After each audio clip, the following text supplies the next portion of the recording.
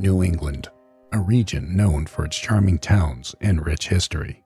But beneath its quaint beauty lies a dark and eerie past. From haunted spirits to terrifying creatures, each state holds legends that have haunted locals for generations. Tonight, we journey into the shadows of New England's most chilling tales. These are not just stories, they are nightmares that refuse to die. Welcome to Haunting Legends of New England.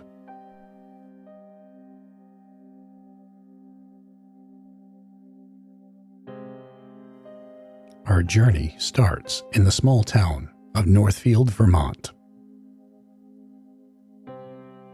The legend of the Northfield Pigman is a chilling tale that has been part of Vermont's folklore for over half a century. On October 30th, 1951, a 17-year-old boy named Sam Harris left his home in Northfield, Vermont, intending to participate in Picket Night, a local tradition around Halloween mischief. Armed with eggs for pranks, Sam ventured into the night but never returned. Despite extensive searches by the community, no trace of him was ever found. In the years following Sam's disappearance, reports emerged of a mysterious figure described as a humanoid covered in white hair and wearing a hollowed-out pig's head, haunting the area known as the Devil's Wash Bowl. This figure became known as the Pigman, with some believing it to be Sam Harris himself transformed by unknown circumstances. Others propose that the Pigman is a separate entity that may have encountered Sam on that fateful night. Despite the numerous tales and reported sightings, there is no concrete evidence to confirm the existence of the Pigman or the circumstances surrounding Sam Harris's disappearance.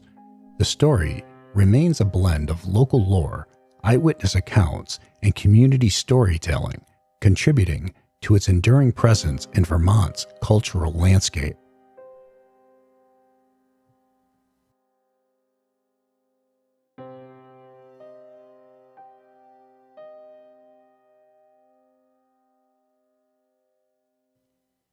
Next, our journey takes us to Melon Heads, Maine, and the story of the White Lady of Brownville, Rhode. The legend of the White Lady of Brownville, Rhode is a well-known ghost story in Melon Heads, Maine. According to local lore, in the 1950s, a newlywed couple was returning from their honeymoon. For reasons unknown, the car veered off the road and crashed into a ditch. The husband left his wife in the car to seek help, but when he returned, she was gone without a trace. Since then, numerous reports describing sightings of a woman dressed in white, known as the White Lady, walking along Brownville Road or appearing on a nearby bridge, especially during foggy conditions. Despite various accounts, no concrete evidence has been found to substantiate the legend.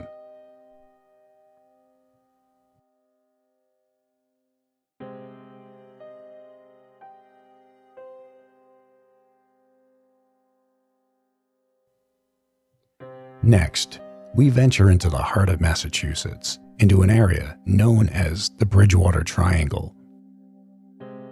Spanning 200 square miles, this region is infamous for sightings of UFOs, Bigfoot-like creatures, and ghostly apparitions.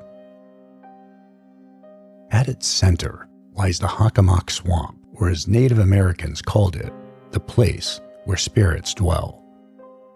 Legends speak of spectral lights, giant snakes, and even winged creatures known as the Thunderbird.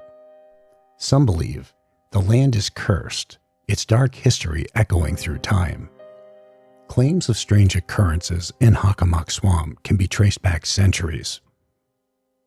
Many claim to feel as they're being watched or even hunted while spending time within this area. Most are terrified to enter alone.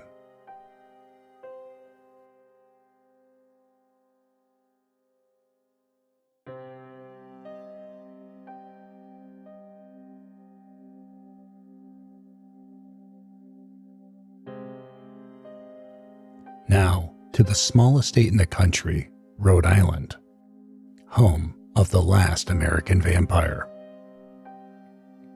Rhode Island is home to one of America's most chilling vampire legends, the story of Mercy Brown. In the late 19th century, the Brown family of Exeter was ravaged by tuberculosis, or what locals called it, consumption. When Mercy died, her brother fell ill shortly after. In the time of superstition, fear led the villagers to believe Mercy was rising from the grave, feeding on her brother's life. Her body was exhumed and found mysteriously preserved. In a horrifying ritual, her heart was removed, burned, and the ashes given to her brother to drink, a desperate attempt to break the vampire's curse. The curse wasn't broken. Her brother still died, and Mercy's legend grew. To this day, visitors report cold chills and strange voices near her grave. Many believe Mercy's cries can be heard, trying to clear her name.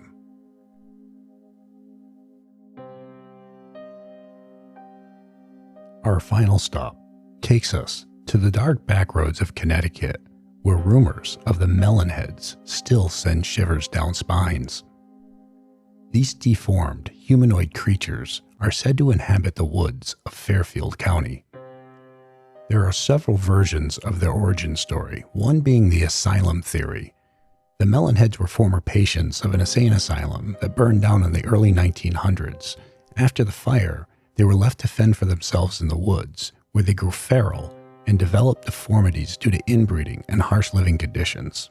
Another belief is that they were children suffering from hydrocephalus, a condition causing swelling of the head. After years of torture, fled into the woods where they became wild. Some believe they are the descendants of colonial settlers who were cursed for practicing witchcraft, resulting in the deformed heads and monstrous appearances. The Melon Heads are said to be highly territorial and hostile, attacking anyone who ventures too close to their hidden dwellings. They are known to ambush cars on desolate back roads, causing drivers to crash or disappear without a trace. Despite the terrifying tales, no concrete evidence of the Melon Heads exists, and they remain one of Connecticut's most enduring and spine-chilling urban legends.